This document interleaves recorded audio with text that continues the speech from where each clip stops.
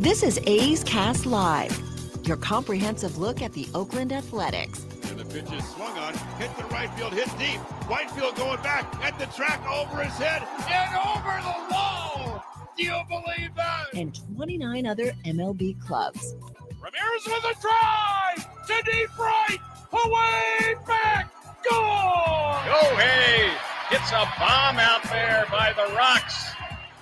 And boy, oh boy, this third inning is now showtime. It is a Judgian blast. All rise. Here comes the judge. Join us as we take you inside the baseball universe, from humidors to spin rates to game-changing moments. We have you covered. Spend your afternoon with us next from the town, only on A's Cast Live. Here's Chris Townsend. Well, good afternoon, A's fans, and welcome to another edition of A's Cast Live. I can't tell you how great it is to be back. Took a little vacay, which I normally don't do during the season. But at some point, my wife convinced me that we are heading into those times where our kids are getting older, and I have twins. So when they leave for college, it will be leaving empty nesters all in one shot. So she threw the workaholic card at me and said we need to start spending more family time before they leave. So I said, okay, all right.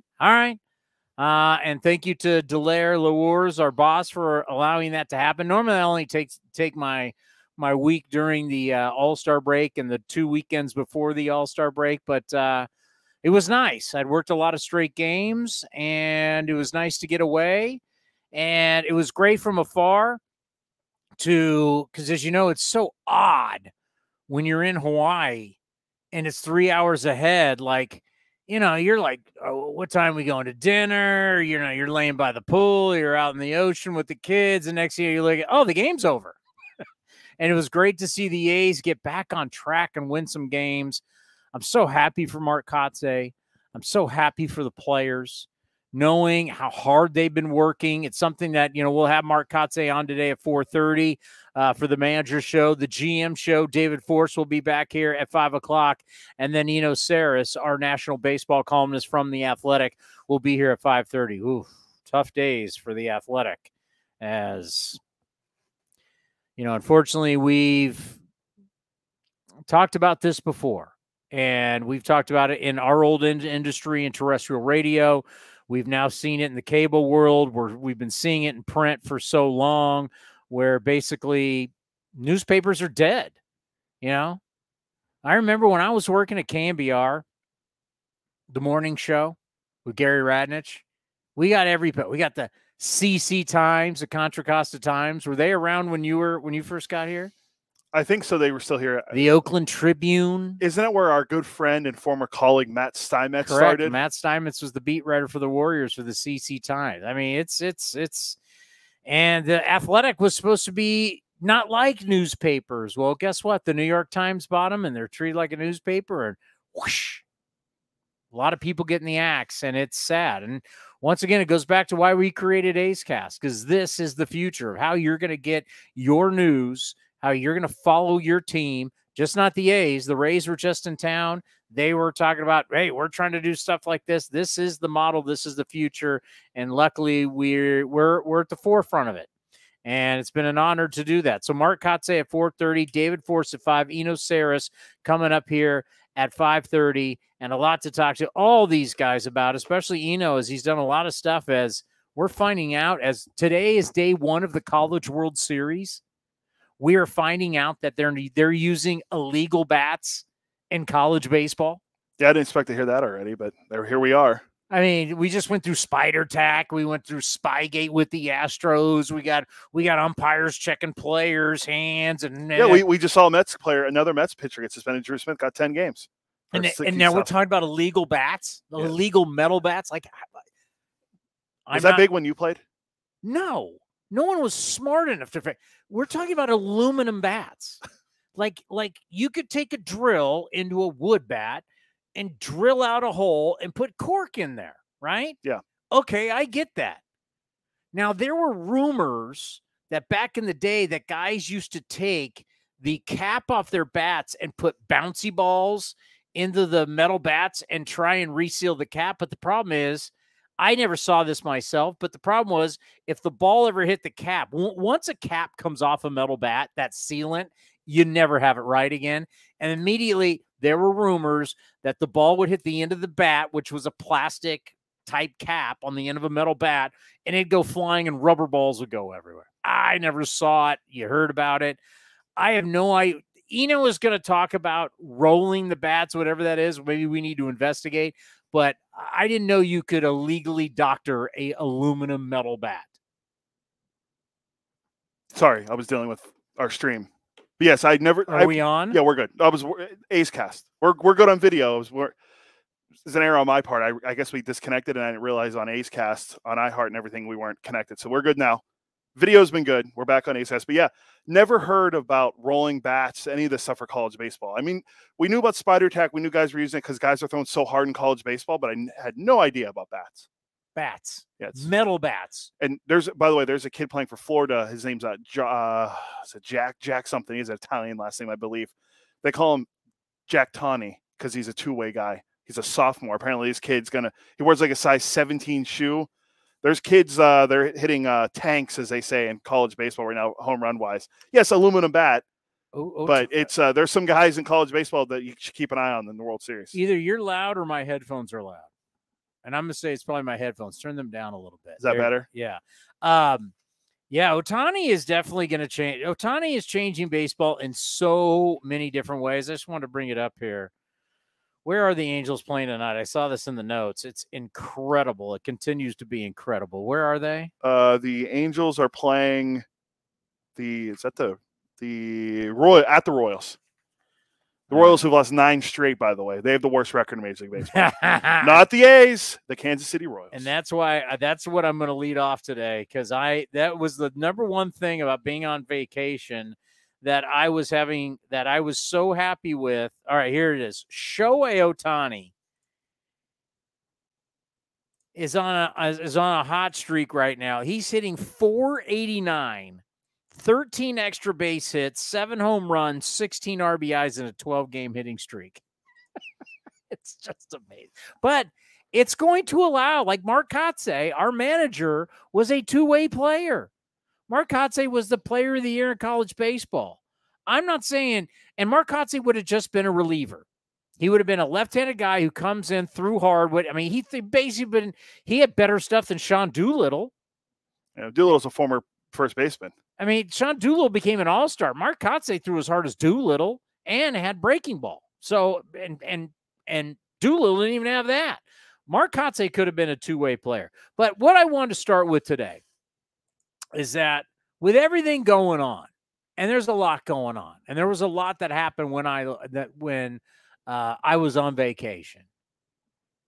And it's so hard to isolate the players because it's what you need to do, because everybody still has a job to do. And it's hard to isolate what's going on because their job, this is what they get paid to do. And if you don't perform, you're going to be out of here. So for the coaching staff, for the players to actually finally get some success after all the hard work, that's one thing that A's Cast Live that we get to see on the field. You know, they're a bad team. We know that. We're not sugarcoating it. My God, you're 19-52. You're 24 and a half games out. You're a bad team, but they're working hard. And the fact that you're finally getting some guys back healthy, you're finally starting to win games, it justifies the things that you're doing. And I'm happy. I'm happy for the coaching staff. I'm happy for the players that they're starting to be rewarded. Talking about the stuff like the reverse boycott and talking about the stuff that happened while I was gone. You know, we have been, you know, the Vegas stuff's going down, you know, the different votes now, the governor signing SB1 and everything's been going on. I said this yesterday in the Clubhouse show, and I'll say again here on A's Cast Live. You know, the bottom line is we can only deal with what we can control. That's it. And what we're paid to do is to cover the team. We're not covered to cover the politics. We're not paid to cover the politics. That's not our job. And we've been consistent with that. We know not everybody's going to be happy with that. We know where the mindset is for a lot of you and what you want and the anger and we understand it. I know it's awful for a lot of fans. It's very tough for you. My heart goes out to you.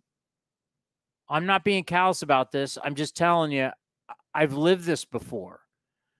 A lot of you are 49er fans. Some of you are Raider fans. But for you A's fans or Raider fans, you know we've done this before. The reverse boycott reminded me of the last Raider game, which, wasn't the last Raider game because there ended up being a whole nother season. I've been through 2 last Raider games. I've been through this. I've seen a team that I worked for and that I loved move. This is the I'm reliving this all over again. It is all, as much as people want to be out there and they want to act like this is something that they can't believe. Well, where were you a few years ago when the exact same thing happened with the Raiders? The exact same thing. And the exact same reaction. It's like this playbook. It's like this movie. This is happening all over again, and people are acting like they've never seen this movie before.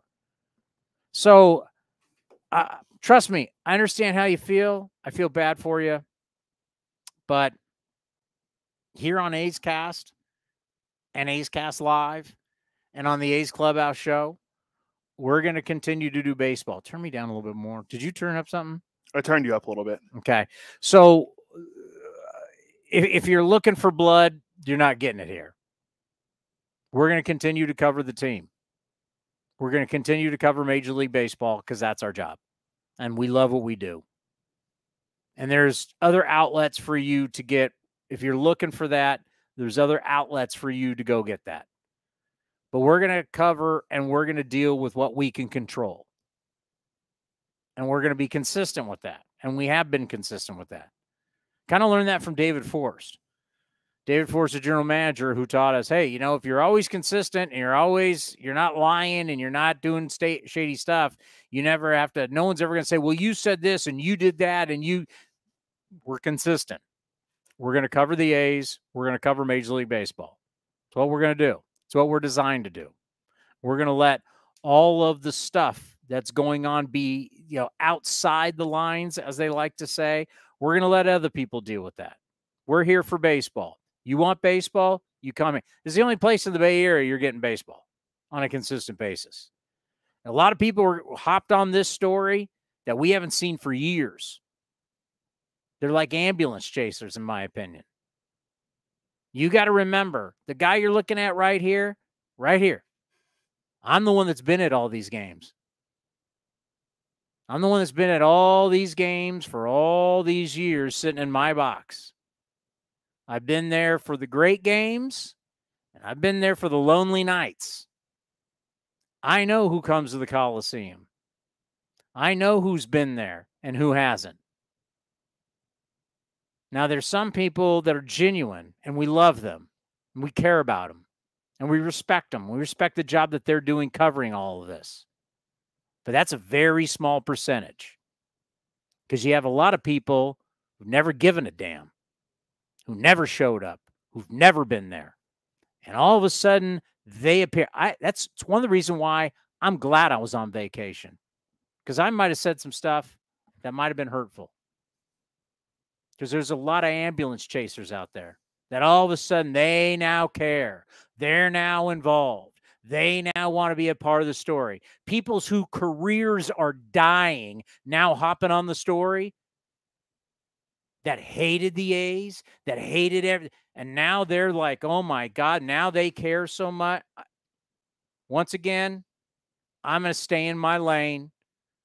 Yeah, I have a lot of opinions on it, but I'm going to stay in my lane. Trust me, I've lived it more than anybody.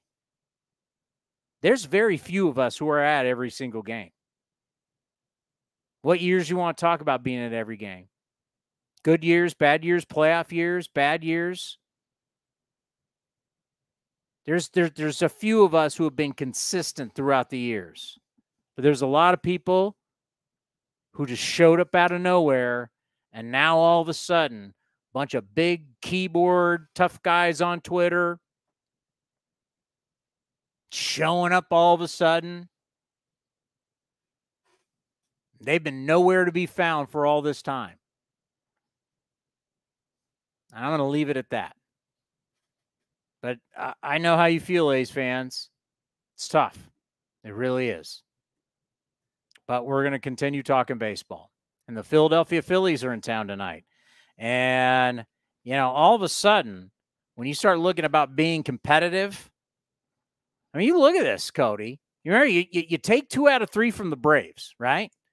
And then all of a sudden, you're going to Pittsburgh.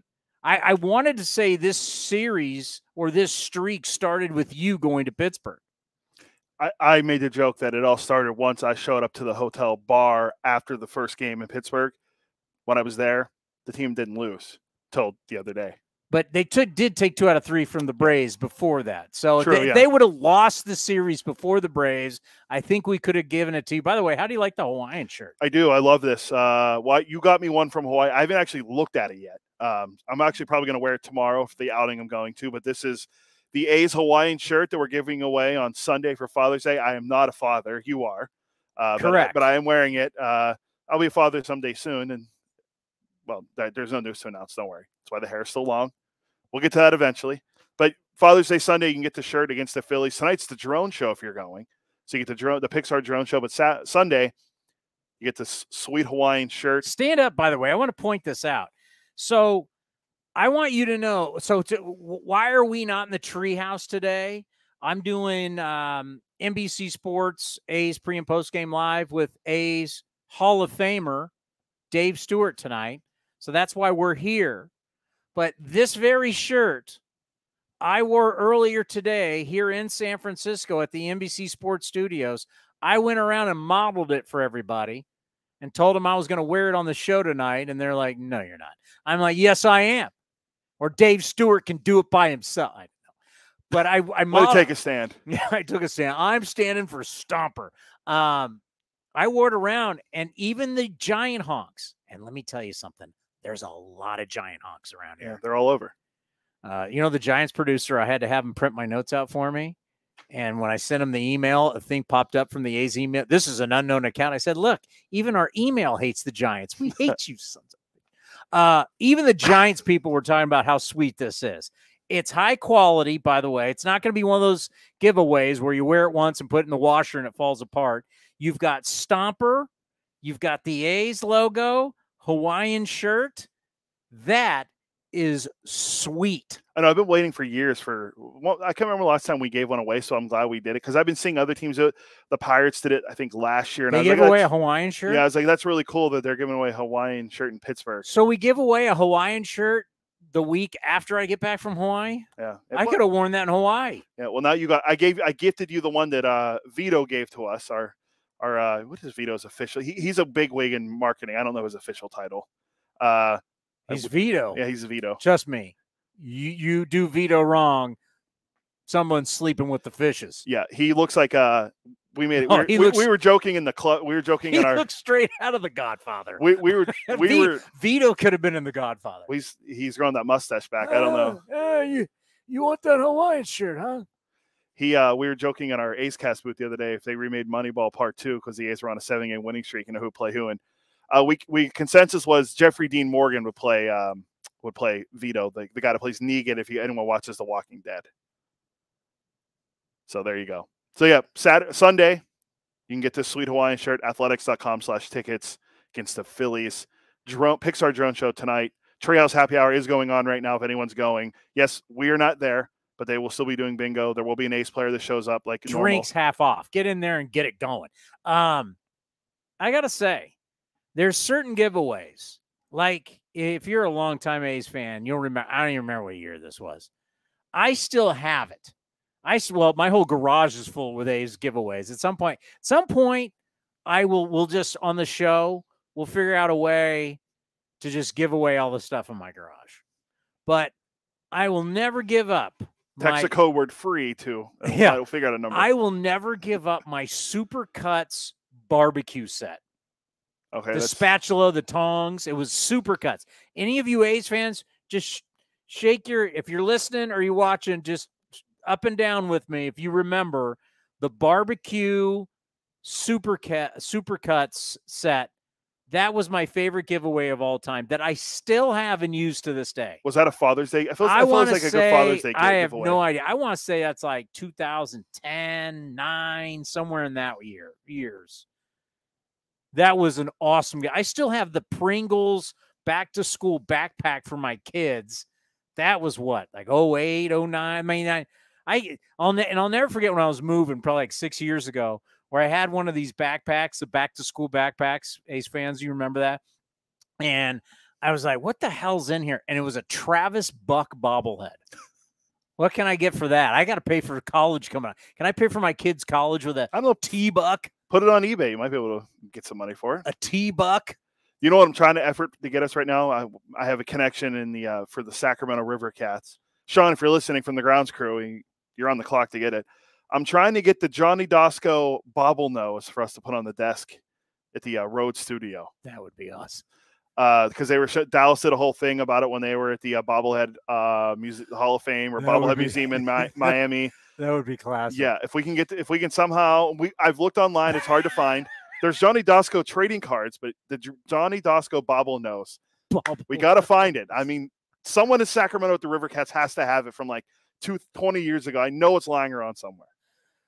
We did add a new one. We added the Big 3 bobblehead we now have on the radio on the remote studio. And I have some actually in my trunk we need to add. I can't remember what they are, but I mean, I love the ones that we have, but we do need to up that. Phillies are coming to town, and the Fightins are back, kind of reminiscent of last year without firing Joe Girardi. They've won 10 of 12. They're outscoring their opponents 71-45. Just had a very good series with our good friend and my pick in the National League, the first place Arizona Diamondbacks, Torey Lovello and the Snakes. 3 or 4 they won in Arizona. So they are playing good baseball, and they look to move 2 games over 500 for the first time since April 30th when they were 15-13. So right now they're pulling that magic trick at 35-34, and you start looking at their division, and the Braves have had a major handle. But the Braves, you think about it, as well as they've played, man, they just have a 5-game lead over Miami. They have Philly is just 8 games back we're not even at the halfway point. So a long, long way to go. Bryce Harper, who has been hitting, he hasn't hit a dinger in his last 18 games. I remember you saying that because he only has, I think, 3 on the season. Yeah, he's slugging only 284 during that time. Yeah, I mean, he's in 289 on the year. The 2 players that I'm alarmed by, and we've mentioned this before. Kyle Schwarber hitting 176, I believe, with 18 home runs. He's still not figuring out average-wise, but I don't think he ever will. He's always going to hit home runs. But the big one is Trey Turner, who you gave all that money to. Ooh. Him and his 90 OPS plus. Ooh. Unreal, right? We were down at the winter meetings. It was it was Judge and the shortstops. That's what it was. It was Judge and the shortstops. Everybody was worried, and obviously, from a Bay Area perspective, the Giants were in on Judge. He was the guy. That was the market. That was what everybody was looking at. When we arrived in San Diego, it was about next year, by the way, Nashville. Should be a good time. By the way, I know somebody who's looking to start a team in Nashville. Aren't you doing television with him tonight? Yeah, his name's Dave Stewart. So we've already talked to Dave at the winter meetings next year this year in Nashville in December. We'll be hanging out with Dave Stewart, and he's going to give us a official. They've got offices and stuff. We'll get a sneak peek of what the Nashville Stars are going to look like once A's get situated, Tampa gets situated, and then the league expands to 32 teams. We'll get that with Dave Stewart. What was I just talking about? We're talking about Nashville winter meetings. Trey Turner. So Arson Judge and the Giants. We're down there, and you're thinking, Aaron Judge was in Tampa for Thursday night football. Was it Monday night football or Thursday night football? Monday night football. Monday night football in Tampa. Rumors are he's coming to San Diego, and everybody's like he's meeting with the Giants because the Yankees keep upping their offer. The Yankees, by the way, never had to exceed the offer by the California teams. That's right. What we didn't know at the time were the Padres were in on Judge. Well, the Padres and the Giants, every single time they upped their offer to Judge, the Yankees just had to come up a little bit because of why? State taxes. State tax. Even though New York pays high state taxes, it's still not California. So they just had to keep increasing a little bit by a little bit. They go up, we go up. But they never have to beat them. What is ours, like 13.3%? I believe they're getting taxed for every home game 13.3%. But I'm not a tax attorney, so I know that's the top that you can get taxed in the state of California, 13.3. It's higher than New York. So, but New York just kind of had to keep upping the offer, but never had to beat the Padres. Padres we didn't realize, and we learned this from Bob Melvin. That's right. Padres skipper joined us at the winter meetings, and he broke it all down. No, Judge did not come in to meet with the Giants. It's so funny how clueless the Giants were about these negotiations when they supposedly were the lead dog. It was Judge flying in before he was going to Hawaii. He flew in with his family to meet with the Padres. And it was the Padres. But the guy who changed everything early at the winter meetings was Trey Turner. He got the 11 years, shocked everybody. He was the first big name. When we arrived in San Diego, it was Judge. Then it's going to be the shortstops. It was Trey Turner signed the 11-year deal, leaving the Dodgers, going to Philadelphia. That was the first major block. In the winter meetings, here you are. After you've had labor strife, you've had the lockout. This is the first full year. And they were spending. People are ready to spend because you know that there's not going to be any more labor problems for a while. And people are ready to spend. And it was Trey Turner getting the 11-year, 300 and whatever it was. What was it? Was it 280? I thought it was 11 years, 280. I don't know. That was a long time ago. You expect me to remember December? Well, I was going to say that hack Trey Turner.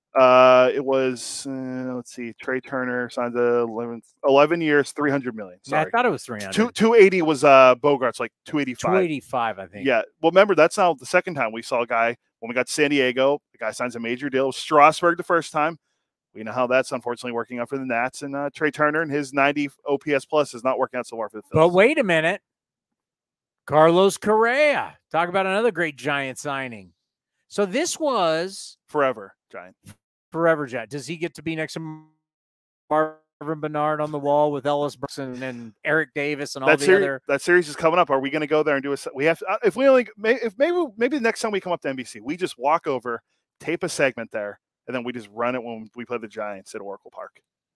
I love making fun of the Giants, and by the way, the whole Giants broadcast team, because the Giants are down in LA to take on the Dodgers. So they're doing the remote broadcast. So all the people who run Giants baseball are right on the other side. You're looking at this wall that says Oakland, has the collie there with the beautiful sunset. I love this one, by the way. This backdrop, we got the backdrop at my house that I like. It's more of Ricky Henderson Field because you can't see Ricky Henderson Field. It's below us here. But up here, I mean, is this – how good does that look? I really like this one. It's one of the main reasons I love doing the show from here. I don't think you can get it. I mean, nobody else in baseball has this. Look at that. That is incredible. Because for us looking at it, it just looks like blah. But the way it comes through the cameras is you actually see the sunset and you actually see the clouds. It's awesome. But yeah, Trey Turner was a big deal. So, the Phillies come in here. They're now starting to hit. Taijuan Walker's going tonight for Philly. He's won his last 2 starts.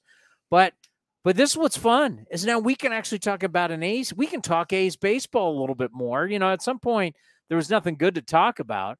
I'm excited about stuff. Talk about J.P. Sears. J.P. Sears, I mean, if you were betting anybody was going to establish themselves out of all the starting pitchers this year, if we would have said who's the guy that establishes himself this year down at spring training, we didn't do this segment. Maybe we should have. But I think we all would have been wrong. If you had in your bingo board, would you have had J.P. Sears? I think the easy money probably would have been, we would have said Waldichuk, right? You know what Blackburn is. I mean, Kyle Sears, Muller would have been on that list. Muller for sure. I was actually pretty high on James Kaprelian. He's pitched better. He's pitched better lately. Pitched better, yes. yeah. But Sears has been great over his last 6, 2.53 ERA. I mean, he's been great over the last 6. Last 8 has actually been good. His ERA over the last 8 is like 2.91. 9 earned runs in his last 32 innings. That's an ERA of 2.53. JP Sears, who, when we first interviewed him, we found out a lot about him. Regimented. And then you just realize, I mean, this guy went to the Citadel. He has grown up, or in through college, there's the military influence. This guy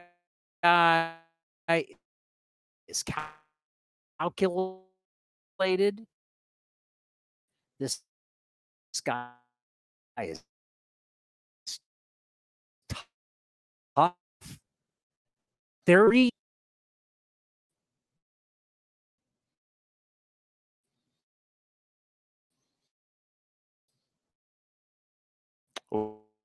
Was that point when the A's faced them in late June. They didn't bring up Waldichuk, and they didn't bring up these other guys that they had. The guy that they had up was J.P. Sears. That tells you what the Yankees felt about him.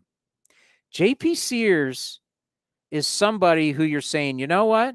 When we're in the building process and we're looking to find who's going to be here in the next few years to help this ball club win, I want J.P. Sears. And he wouldn't have been the guy that I would have said at spring training is going to be the guy that's going to separate himself. I don't know how the rest of the season is going to work, but J.P. Sears has opened a lot of eyes, and I can't wait to talk to David Forst about it. But J.P. Sears has become that guy who, what does he do versus so many other guys? Take Taj Bradley yesterday. What does J.P. Sears do? throw strikes? He pitches. He pitches. He's not going to be out there. He's not going to be out there blowing a hundo and not and striking everybody out. What is he out there doing? He's pitching, and he's staying off barrels. Does he give up some home runs? And has he had a streak of some? Yeah. All right. But what we have seen of JP, he's starting to figure it out.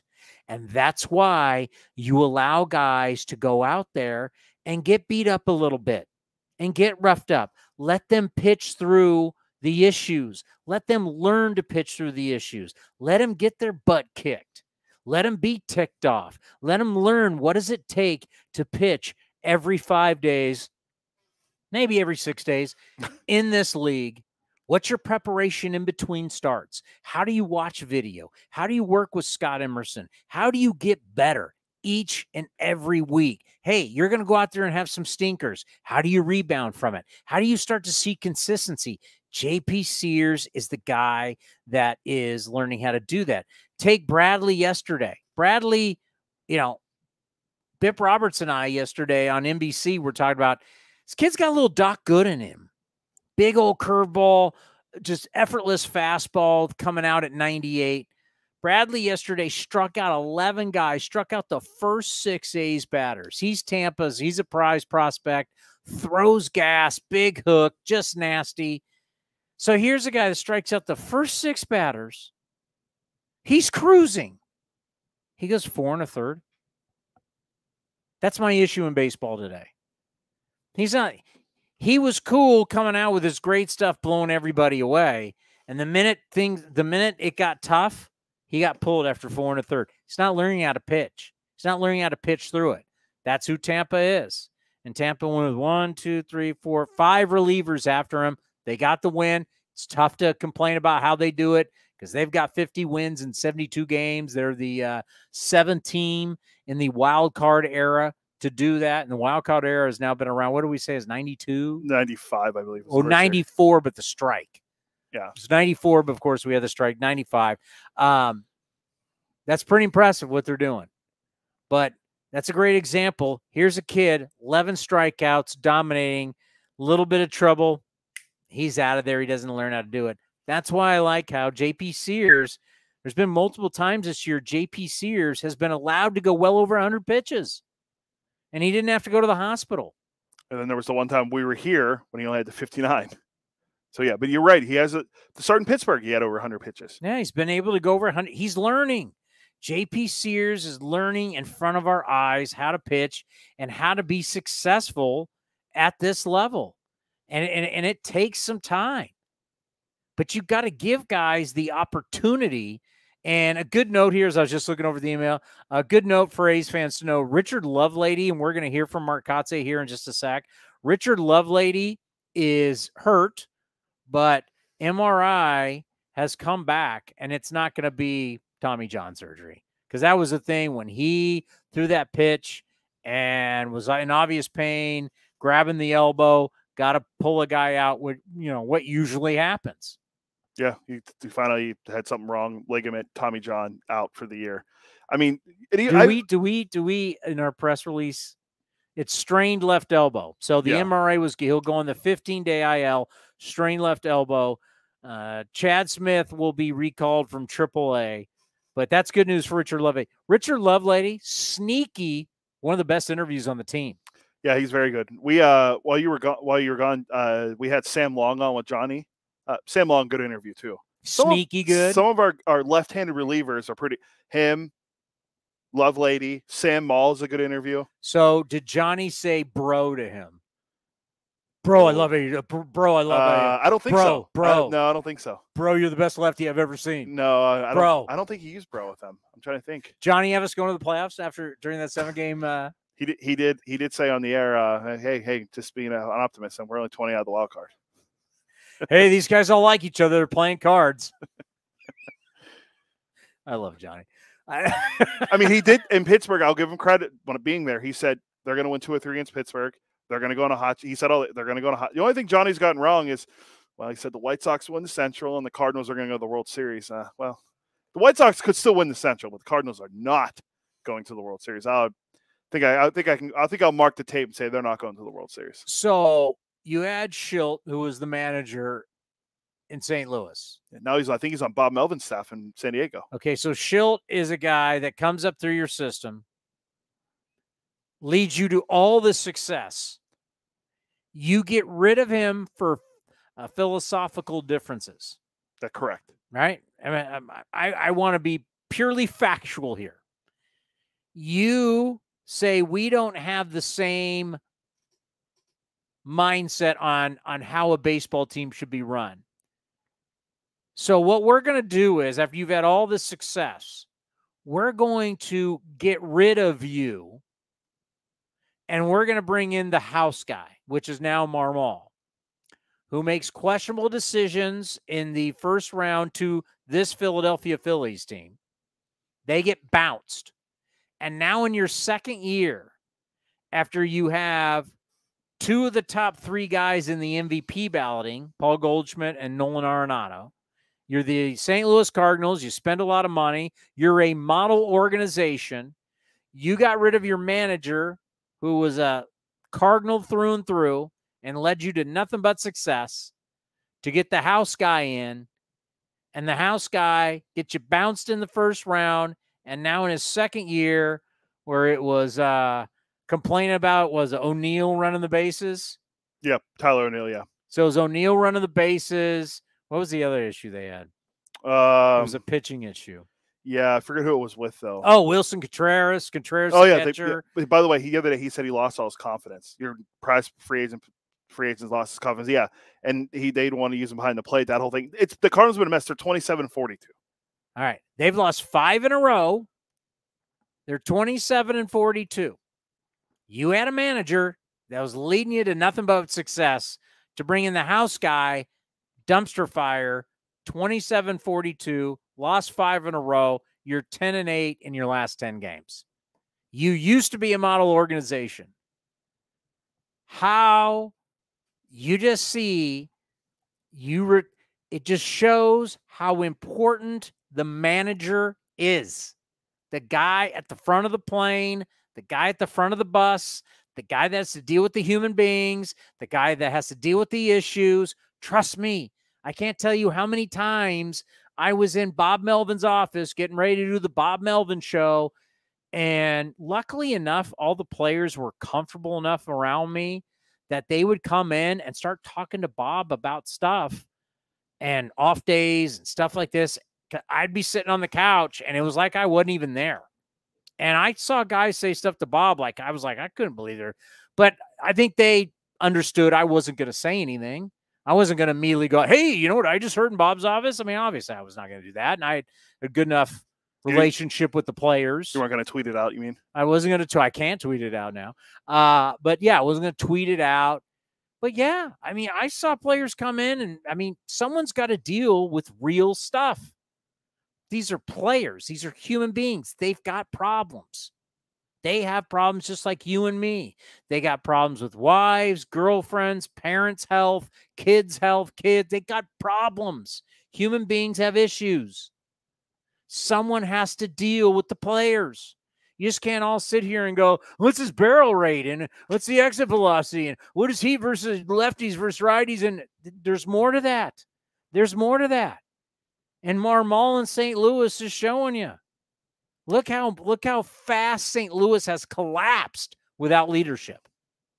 Yeah, there's now rumors. Before we get to Kotze real quick, there was a rumor. MLB.com did an article about trade deadlines, and one of the guys they referenced is Paul Goldschmidt to the Phillies.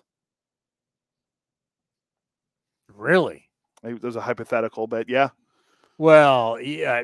Do I have to go Jim Harbaugh? Hypotheticals. Hypotheticals. I don't deal in hypotheticals. Philly needs a first baseman. Hoskins is out for the year. Remember the injury? Mm-hmm. Just saying.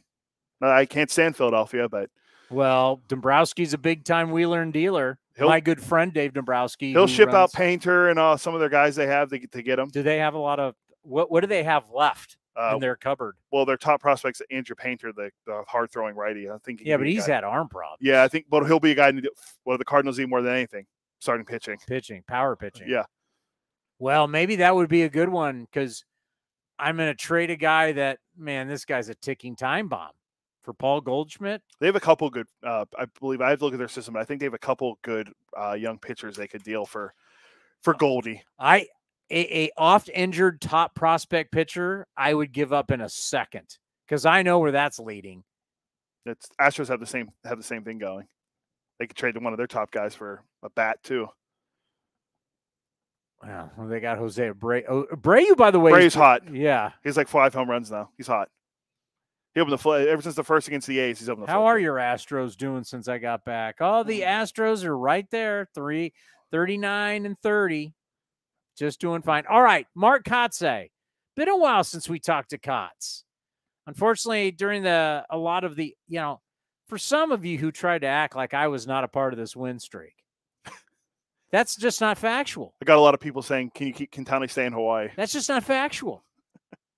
to what's his name? Gundy, Oklahoma State. Oh, Mike Gundy. That's just not true. I'm a man. I'm 40. Yeah. If you remember that speech, part of that speech was, that's just not true. That ain't true. That's it. Gundy's still there, by the way. Of course he is. Do you know I was there when he played quarterback for Oklahoma State at the Holiday Bowl in San Diego with Barry Sanders when they beat the Wyoming Cowboys? I saw him play quarterback. Wow, that's a long time. That's true. Yeah. And we're both over 40. Yeah. I'm a man. I'm 40. He's not 50. Okay. Where was I going with that? Something with Kotze. Oh, I was here for the first 2 games of Pittsburgh. I was here for the start of the streak. So to act like I was not a part of the streak is not correct. Will you verify that for me? Correct. You were here, yes. So yes, I was here. I was here for game 1 and 2 of a 7-game streak. I mean, settle down. It's not like we won 15 in a row. Yeah. I was here. 7's good, though. I was here for almost a third of it. Yeah. Fair. But such you guys who haven't put the blood, sweat, and tears into this, you and your little friend Johnny Dosco and Jessica Klein. Oh, the guy who's put the blood, sweat, and tears into this, you throw under the bus. You people just reap the rewards and now want to throw me out, huh? What do you mean? I think I got my first post-game win the other day when they swept the Brewers. Joke. It's a joke. It's just not true. Here is the manager of the Oakland Athletics. It's time for the Mark Kotze Show. Time now for the Mark Kotze Show, brought to you by NestBedding.com. Love where you sleep. Of course, they have their locations in the Bay Area or you go to nestbedding.com for your bed, your pillows, your sheets, you name it, for all your bedding needs. Nestbedding.com. Use the coupon code Oakland to get 10% off your entire order. That's nestbedding.com. Mark Kotze, last time we talked, things weren't going so hot. I know there's a long way to go, but I know right now the way your team has been playing, you have to be pretty excited about what you've seen with some changes.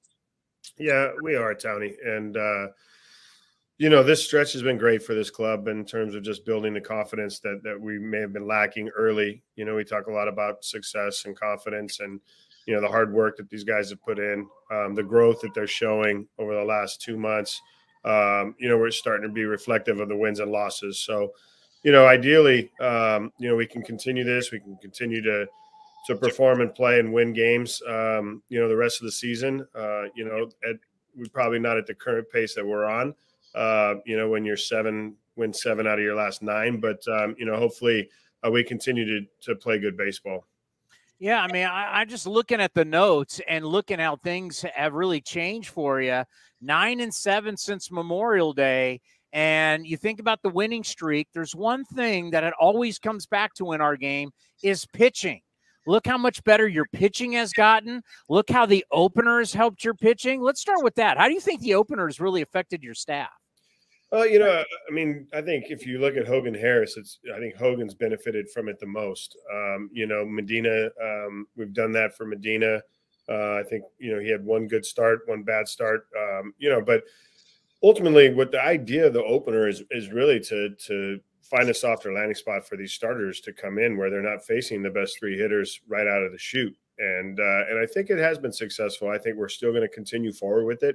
You know, and when we have availability from the bullpen standpoint to utilize guys, you know, we will do that going forward. And the biggest adjustment for us is really just trying to identify, you know, where we can, you know, lead these guys to success, you know, in shorter outings. You know, you look at a guy like Ken Wallachuk that we've, you know, put down in the bullpen, kind of twofold, right? One, to ease his workload, because, you know, if you look at our rotation, there's not a single starter that's pitched for a full season in the big leagues and made 30+ starts.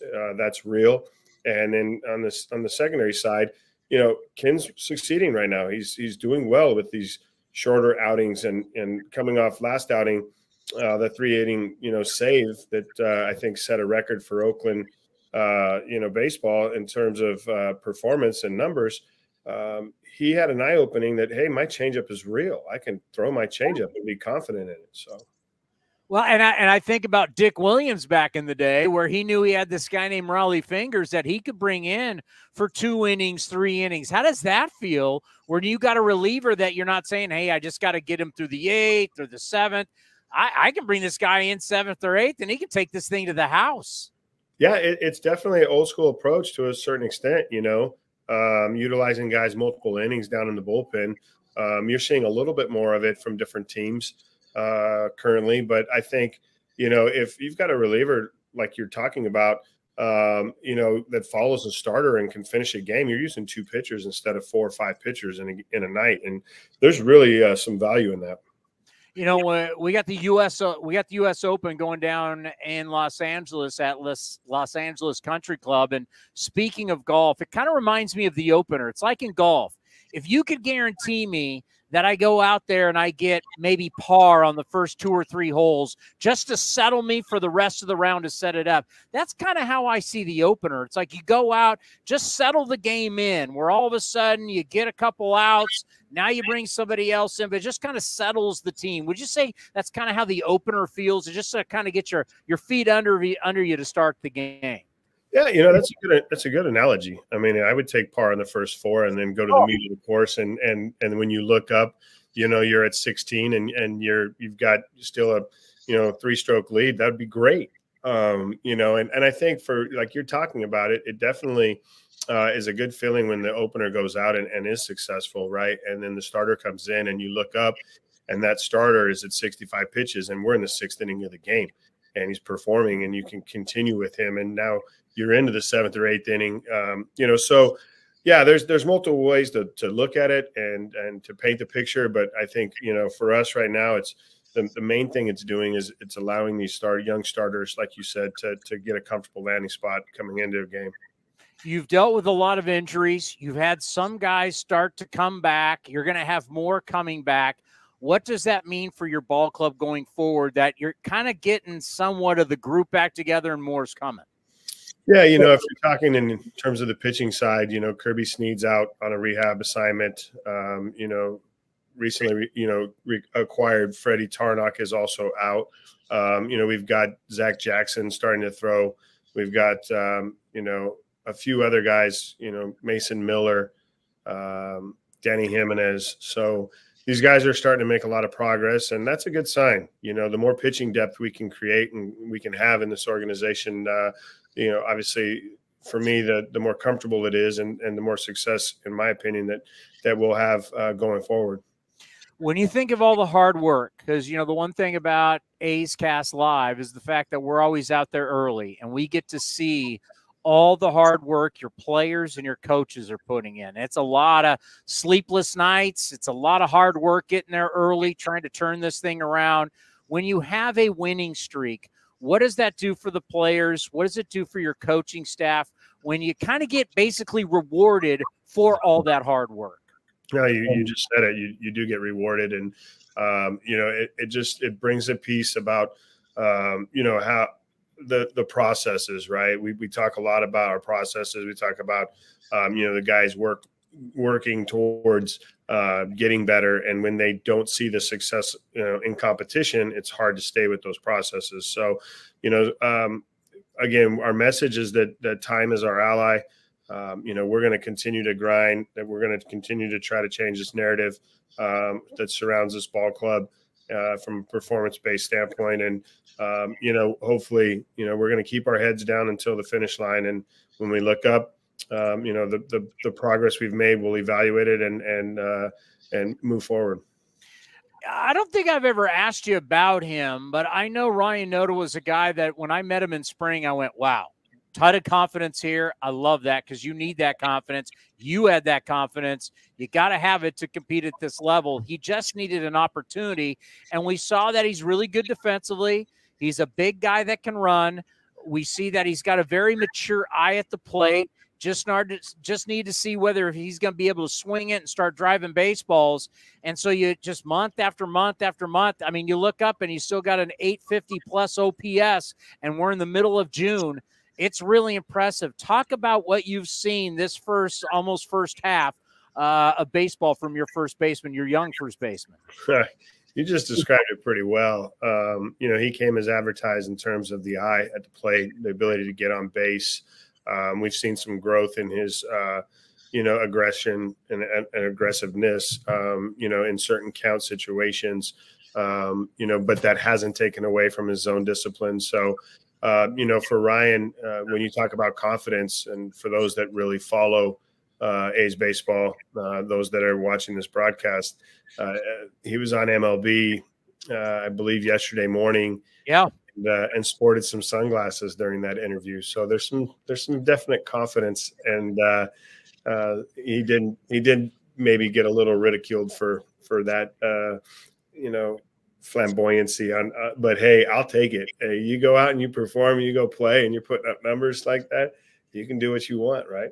Yeah, and I think another guy in June, Jace Peterson, the run he has been on starting in Pittsburgh. Talk about what he's been able to do for your ball club. Yeah, no, it's been fun to watch Jace. He's one of those guys that, when we talked about, the back of a baseball card, when you turn it over, there's enough at bats at the major league level to support, like, hey, this guy's a career 231 hitter. He's a career guy that, can drive in runs and take those good at bats with runners in scoring position. And I think we've seen that over the last 7 to 10 days from Jace. He's been great. He's kept the right mindset, as all pros do, knowing that it would turn, and it has turned for him, and couldn't be happier about that for him. It's so funny when we talk about home games versus road games. sometimes road trips, it's good to get out of Dodge. It's good to have the guys that you're on the plane together, you're on the buses together, going to dinner, going to lunch, going to breakfast, hanging out, really getting to know each other. Is there something to that last road trip where you guys were just together? It was you against the world, and all of a sudden it started to click? Yeah, I think the identity of the ball club's coming together more and more.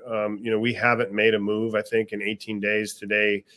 We have to make a move based on injury with Richard Lovelady coming out of the game yesterday. Chad Smith will be joining us. But one of those, I think that's a product of not, making a move and keeping these guys together. And really, I think them finding themselves, and the confidence that we've gained from that road trip in Pittsburgh, beating a first-place team, going on to Milwaukee, beating another.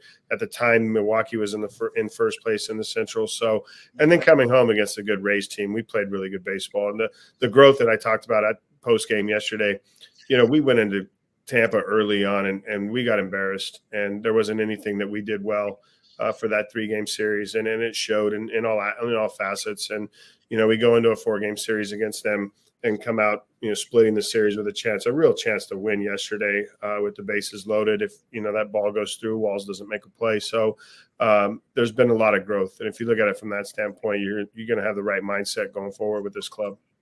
I haven't seen the report yet on Lovelady. He'd been throwing the ball real well for you. It didn't look good, him coming out of the game yesterday. Can you give us an update? Yeah, I don't think it's anything that's going to be longer than 15 days. So, I don't have the exact terminology for the injury, but I know that the MRI was pretty clean.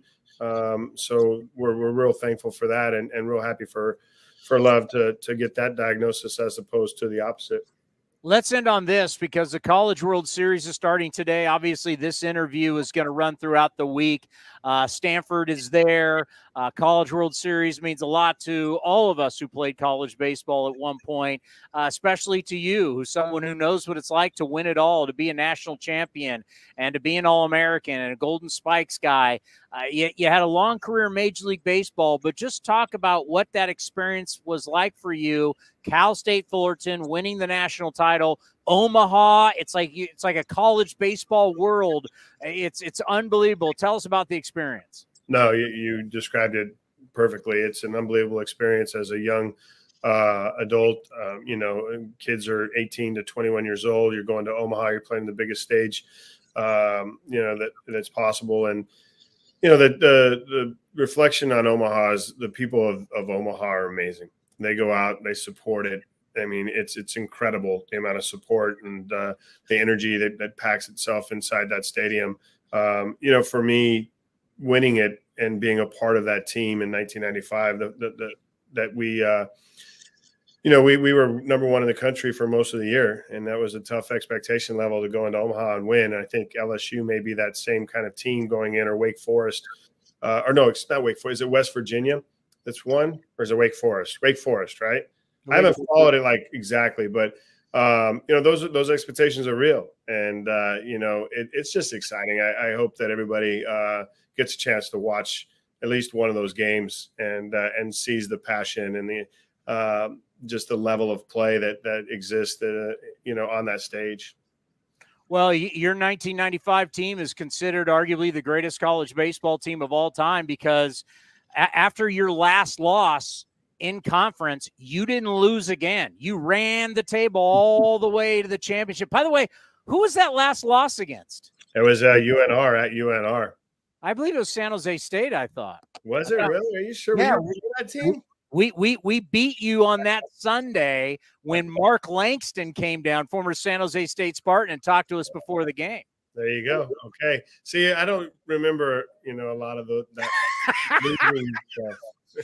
I don't remember the stuff that doesn't matter. Of course you don't. Hey, it's great to be back. It's great to see win it. And you know what? I can see it in your face in the press conferences. It's just life is better when you win at the big league level. It's that simple. It is different. And, you look great. Your tan looks great. I mean, Maui must have been amazing. So slightly jealous of that as well. All right, buddy. Be well. We'll talk to you next week. All right, Tony. Take care.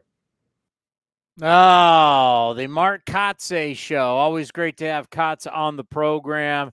Good to see him in better spirits. I'm thinking the same thing is going to happen with this very next show. Is the general manager of our Oakland Athletics ready to rock? David Force, how are you? I didn't know I had an opening act. So nice to be able to follow the manager. Yeah, just some manager. You're the headliner. I mean, it's like when you're going to the big show, you gotta bring on the main talent. You're it. Kotz is a pretty good main talent in his own right, so we'll figure it out. You know, how happy are you for him with these wins? You can just see it. You can see it in him after the games. You can see it in an interview like that. It's tough when you're losing to be that manager, a lot of sleepless nights, but just how happy are you for Kotz and the staff? So getting some validation with some of these wins. Yeah, you're exactly right. I mean, going through that week of 7 straight wins, my thoughts were definitely with Mark and the staff and all the work that they've put in, every day, win or lose. So it's just nice to see, and I know Marcus said this, it's nice to see guys have their work rewarded with a win. And, the losses have taken their toll and we're going to continue to run up against some tough clubs here, but it is nice to have that stretch. Now, obviously it's tough for the front office too, but when I think about the coaching staff and all the time that you put in, but you only have so much control. Like you're helping these guys as much as you can, but you're not out there on the mound with them. Scott Emerson's not pitching. Tommy is not there in the box with these guys hitting. There's only so I got to think it's so tough for the coaches because you put everything into it, all the video, all the data, everything you can to help the guys, but you can't hit or pitch for them. Without a doubt. I mean, that's something we all share outside of the 26 guys on the field is you don't have control, once the game starts. I mean, obviously Mark is making moves and they're talking to the guys between innings and Emo and Mike McCarthy are working with the pitchers and catchers as the game goes along. But yeah, control is a big issue and the guys on the field have to go do it. So that's why you feel extra good for Mark and the staff when they get to go home at night with a win. Now, I know you probably didn't think I was thinking about you on vacation, but I was thinking about you because it's good to know. It's a little scary, but good to know. Because I'm sitting there going, you know what? If I could get into David Force's mind, when you're going through those tough times, it's hard for you to say, hey, listen, I haven't had Blackburn. I haven't had my big left-handed hitter. Seth Brown's been out. He's not only my big left-handed hitter, he's also the leader in our clubhouse. So I could give you his stats from the last 10 games, which is important, but he's also a main leader for you. And I know if you would have been saying that, people would have said, who cares? But I was thinking about it as this team starts to win, you start to see the guys that you relied on that you didn't have early, they're starting to get healthy for you. Well, you're right. We're not going to make excuses and talk about the guys who aren't around, but look, I mean, you look at the impact Paul has on the rotation. I think, what are we, 9-7 since he was activated, 9-8 something. I mean, obviously significantly different record than what we had before he was here. And there's such a significant impact of that. Having that guy you can count on every fifth day, 5 or 6 innings, going to keep you in the game. And it helps you reset the bullpen. It just gives you a different mindset. And, just having one Paul Blackburn out there, I think really impacts the entire pitching staff and the entire team. Again, going out there with the idea that you have a chance to win tonight. So it's hard to not really look at the impact he's had. And utilizing the opener, with Mark before you got on and got to see the end of it, I use the analogy since we got the U.S. Open going right now down in Los Angeles. I mentioned it's like golf. If you could tell me, I could guarantee that I got a couple pars to start the round and how much that would settle me going through the rest of the round. That to me is kind of like what the opener is. It kind of gets you on some solid footing, like a couple pars, and then away you go the rest of the game. You've utilized the opener really well. How do you feel about that analogy? And then just talk to us how the opener has been working for you. I do like the analogy. I think, unfortunately, the guy pitching in the first inning has to work for those pars. They're not guaranteed. But yeah, I think, there's a lot of reasons to do it. Obviously, there are good matchups to be had in the first inning. If you, like we did with Hogan, start the game with a righty, go to a lefty. But you also see the impact it has on the starter, being able to get through the 6th inning, into the 7th inning even, get through that lineup where the top of the lineup's only seeing him for the 2nd time through. Like, there's a lot of benefits. It gives a reliever a different look and a little pressure-free situation as opposed to coming in the 6th or 7th. So we have had some success on both sides. Even if it doesn't always lead to a W, I think the impact on the starter and guys who are frankly still developing, it makes a difference. We didn't have this early on, but we definitely have it now. We have really good stories with the starting pitching. I think J.P. Sears, we didn't see this, but if you would have said, who is the guy in spring training, if you said, who's going to be the guy that really separates himself, I don't know if a lot of us would have picked J.P. Sears, but right now he's got a 2.53 ERA over his last 6 starts. We know James Kaprielian went down, kind of found himself. Forget just talking about stuff. I think he kind of found himself as a pro, where you got to look yourself in the mirror knowing that, the road only goes so long. It seems like he's found himself. You mentioned Hogan Harris. Effort, the way the ball that effortlessly comes out of his hand, it's so smooth. He's got great stuff. Just talk about how you're pitching, and some of these guys are really starting to be competitive and be consistent, and that's what you need to do at this level. It's what you need to do as a team to have a chance to win. That's really the difference over the last 3 weeks versus, what we saw in the season is, guys sort of falling behind right away, team falling behind early in the game. But when you stabilize that starting rotation, and all those guys you've talked about have really progressed since the beginning of the season. JP kind of came out of spring pitching well, had some good starts early on. But as a group, that rotation has really made progress, and that's not easy to do at this level.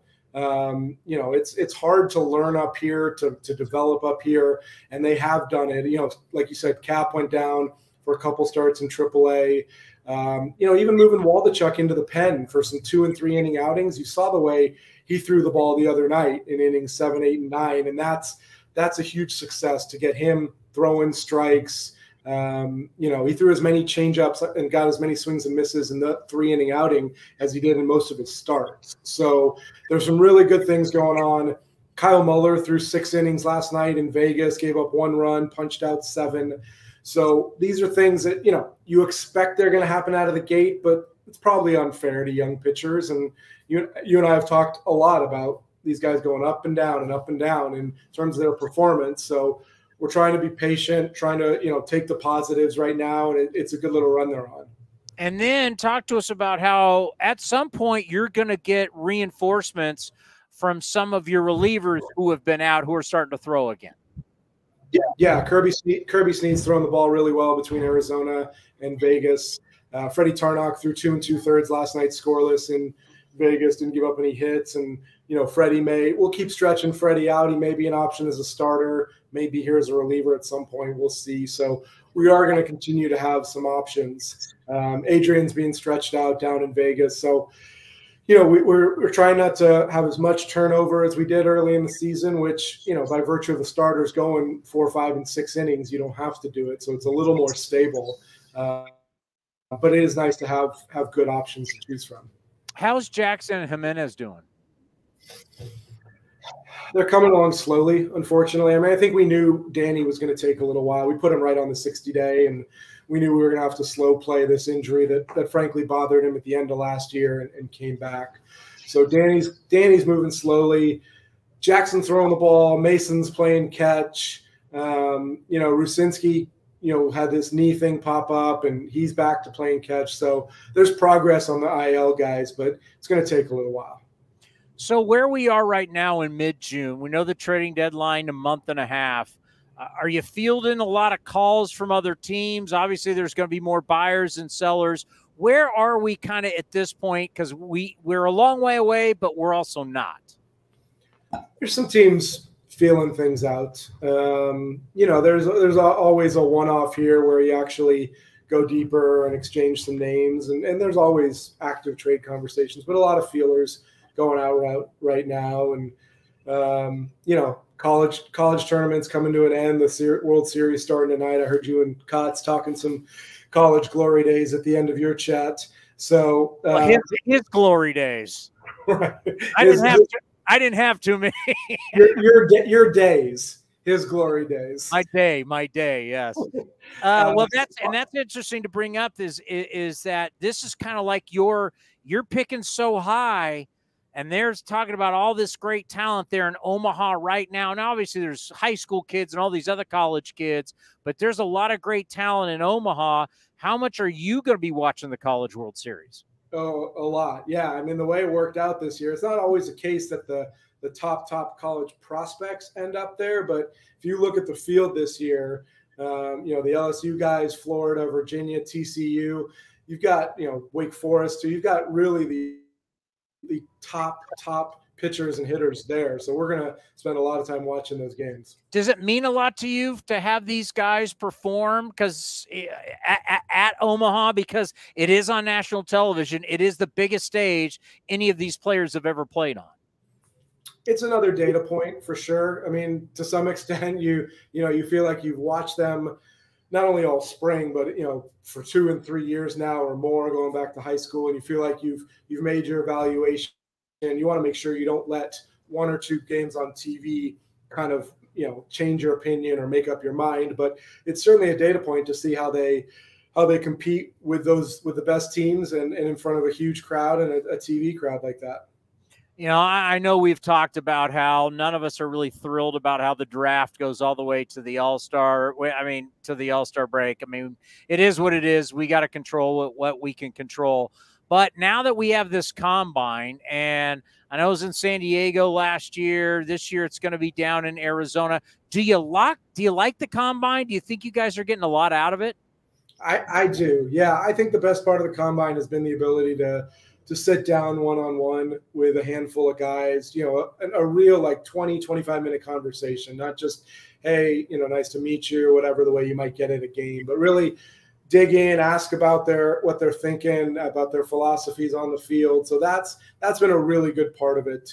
And then the on-field stuff. I mean, some of these guys who were hurt during the year, you get to see them work out or get another look. I mean, I'm not sure we have Mason Miller without his combine performance. He really kind of opened up some eyes there. So there are certainly some real good things to come out of it. Yeah, I got to think something that really is unique to this. I mean, you get to see guys, there's video now, there's more information on players, but the fact that, and we've heard about this for years with the NFL Combine, and as you mentioned this, but if you could talk to this just a little bit more, that you really get to sit down with guys for the first time and get to learn more about them. Sure. Yeah. I mean, every team gets a suite. So this year we'll be in Chase Field in Arizona. Every team gets a suite around the ballpark, and you really just welcome in, you know, one guy every half hour to your suite to come in, sit down, you know, ask him what he's thinking at the plate, ask him what he's looking for. Like, how did he learn to hit? What's important to him? Like, you know, really sort of dig in. And, you know, we've seen some guys now that we've had this for a few years, you know, you check the box or you don't. You learn sort of what they're made of a little bit, way more than just going to watch them out on the field 1 or 2 days. Yeah, you know, one guy that, you know, we've talked quite a bit about, but now we're getting towards the halfway point. Ryan noted to me, we you know, so much was about Rooker early, then here comes Ruiz with all of the stolen bases. But in the meantime, here is Ryan Noda, and as of today, all guys who qualified, he has the best on-base percentage of all American League batters. You look at his last 10 games, you look at his X amount of games, the way his barrel rate's going up, he's hitting the ball hard. I just talk about the development of what you've seen in Ryan Noda and how it could maybe change how you view certain players coming up from Las Vegas later on in the season. Yeah, I mean, what Ryan's done, I mean, you sort of nailed it. He's really developed over the first 2 months. I mean, what we saw in April, I think, was a guy who was sort of going up there, maybe looking to walk, looking to sort of use that skill. And it's a great skill, his strike zone judgment. But he's gotten more aggressive. He's gotten more confident in his swing. When he comes up with runners on base, he's not looking to necessarily pass the baton. He'll take the walk if it's there, but he's looking to drive guys in now. And kind of been that perfect 2-hole hitter for Kotz. He's not afraid to see some pitches if Este's on first base. If he comes up with bases empty, he'll find a way to get on himself. So the consistency, the continued growth, and the sort of added confidence for Ryan have really been fun to watch over these first 2+ months. And as far as how it affects guys coming up, obviously, we've talked a lot about Tyler, who's splitting time between catching and first base down there, and he'll continue to do that. Ryan's shown the ability to go out in the outfield and be versatile. We think about guys when they're here, we'll figure out what to do with them.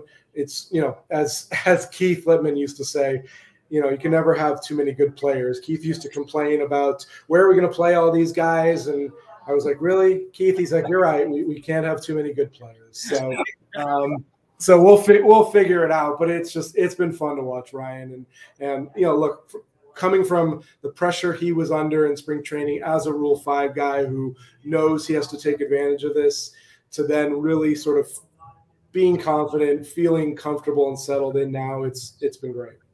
So you're saying you've been in baseball now for a long time. You've never had that phone call or you've been on a Zoom where everybody looks around and goes, David, we got too many damn good players. What are we going to do? It hasn't happened yet. I will let you know. Let's end on this. And I'm not trying to oversell this, but it really happens everywhere in life. Good people lead to good things. And when I think about Seth Brown coming back, I think about somebody who kind of is the de facto leader, bringing him back into the clubhouse, having him healthy, having to be – you mentioned Blackburn already for the staff. But just talk about Seth Brown. There is something about leadership. There is something about having the guy back in the clubhouse for your team. And he comes back, and you guys are winning more games. Without a doubt. And even, Brownie will be the first to tell you he's not – putting up the numbers he wants to or expects to, but there is something about having him in the lineup, in the dugout, in the clubhouse where, you sort of, you take the pressure off some of the other guys because, Brownie is a veteran on this team. He may not be sort of objectively a veteran in the game, but he's a veteran on this team. He's seen teams here that win. He's been here long enough to, see what it looks like. And he does help. He helps everybody else. So it's not a coincidence, when we start playing better as a team, when a guy like that is back in the lineup. And he's such a good guy that's earned everything. He has had to earn everything that he has.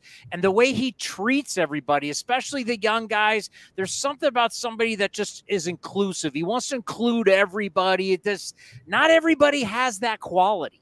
For sure, without a doubt. I mean, going back to the beginning, a late round pick from a small school, who really, had to hit his way here and really sort of open our eyes to get here. And those are the guys you root for. All right. Thanks so much. We appreciate it. We'll talk soon, and congratulations on getting some W's.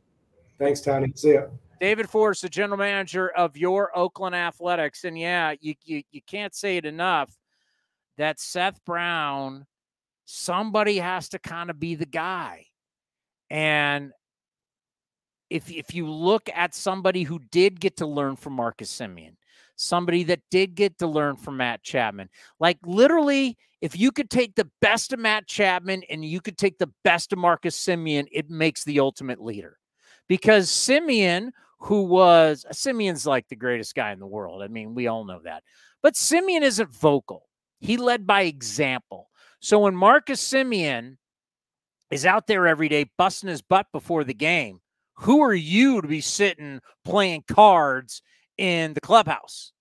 He led by example, and everybody knew when Marcus got up and Marcus was ready to go down those steps. Eno Sarah show right here on A's Cat. That's called leading by example. Matt Chapman was the fiery rah, rah, rah. And the one thing I always respected about that guy, and no matter what, that guy came to play every day and to win. Not many guys are happy after going 0 for 4. Not many guys are happy about going 0 for 4 and 3 punch-outs and still happy and got the fog machine going and shooting hoops and the music's going. That was all him. No matter how he was playing, he was happy when the A's won. How many players are like that? Let me tell you, there's not a lot of players like that. So I know there's some things about Matt Chapman that ruffled people's feathers, blah, blah, blah.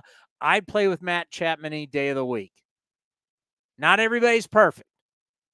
He's the alpha male. That's what I'm saying. If you could combine Matt Chapman and Marcus Semien, you have the perfect player. Never forget this. You could ask Vince Cotroneo this. Mike Fiers throws the no-hitter. Chapman, look it up. Do you have your computer? I do, yes. Matt Chapman was 0 for in Mike Fiers' no-hitter. I think he was 0 for 5 with like 2 or 3 Ks. At least 0 for 4.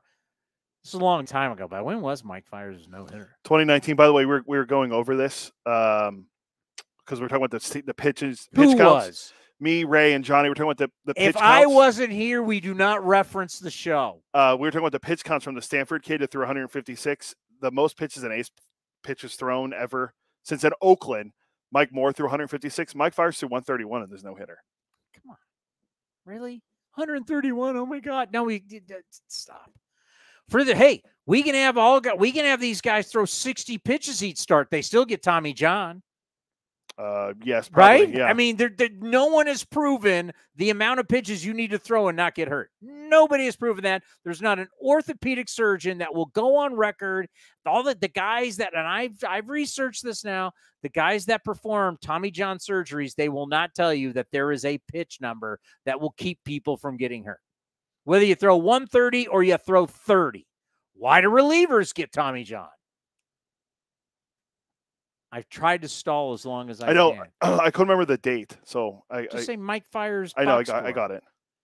Mike Fiers is still the only guy to throw 2 no-hitters in interleague play. Is that correct? Yeah, I don't think anyone's done it since.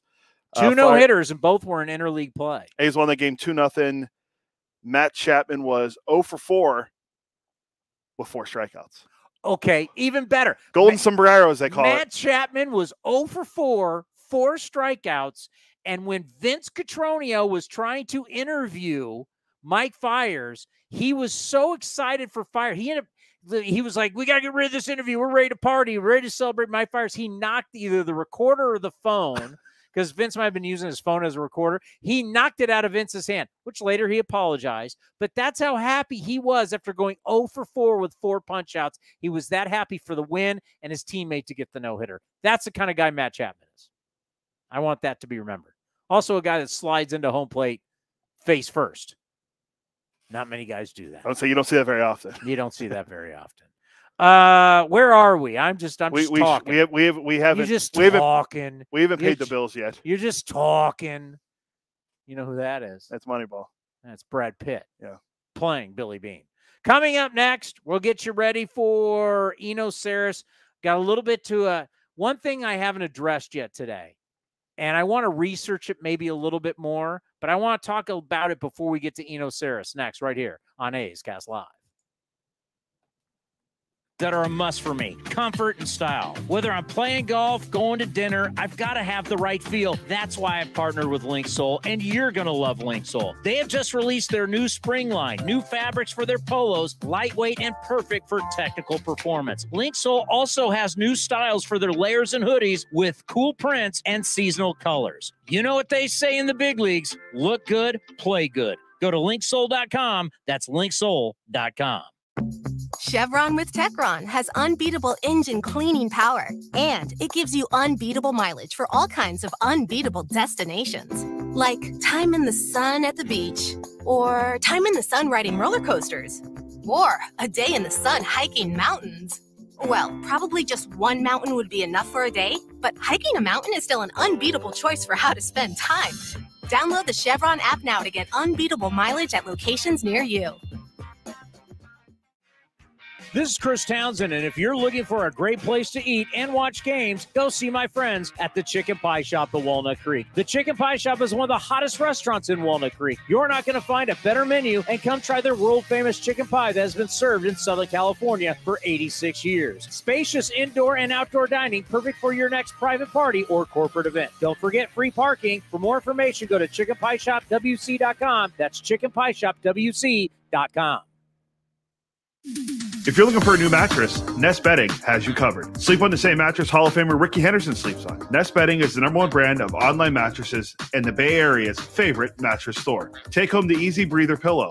The New York Times calls it their #1 pick. You can navigate their easy-to-use website, nestbedding.com. That's nestbedding.com. Green and Gold fans, use the coupon code Oakland and you get 10% off your entire order. Nest Bedding, love where you sleep.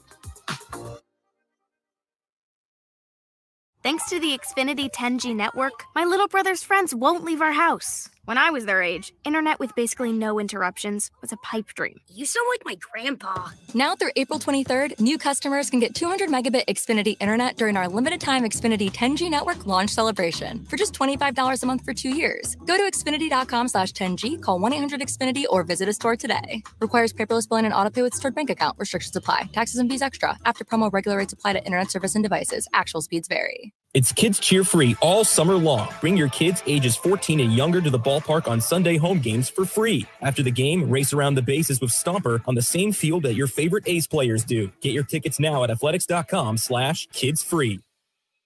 Hey, Billy, this deck is great for getting everyone together. Thanks. We're really enjoying the outdoor space, especially on a day like today. What's the material? Humboldt Redwood from Ashby Lumber. They gave us a great deal, provided us with a quick quote, and we couldn't be happier.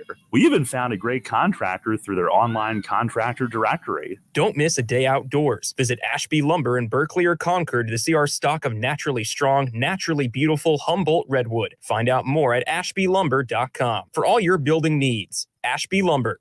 Innovation is at the core of Cal State East Bay, like at our Green Biome Institute, where faculty and students preserve genetic information from California's endangered plants, or how we open doors for local entrepreneurs at our Small Business Development Center. From educators to nurses to STEM professionals, Cal State East Bay has real impact throughout the region's neighborhoods, boardrooms, and the entire economy. Be part of the innovation. Connect with Cal State East Bay at csueastbay.edu/impact. We're almost halfway through baseball season, and there's no better time to build your collection of Topps trading cards. Topps packs feature everything from top stars, rookies, game-used memorabilia, and autographs from players around the league, as well as special inserts and surprises. Visit your local hobby shop, retailers, and Topps.com to collect the newest product of the season, Topps Series 2 Baseball. Follow @Topps on social media to join the conversation and start sharing your collection today. When Northern California businesses need some pop in their lineup, they call the bank rooted in the East Bay, Mechanics Bank. Since 1905, Mechanics Bank has been helping Bay Area and Northern California businesses find success and perform at the top of their game. See how they can make a difference in your business today. Call or stop by your local branch or visit mechanicsbank.com. Mechanics Bank, the official East Bay bank of the Oakland A's. Member FDIC and equal housing lender. Streaming from the town, A's Cast Live continues with Chris Townsend. All right, quickly.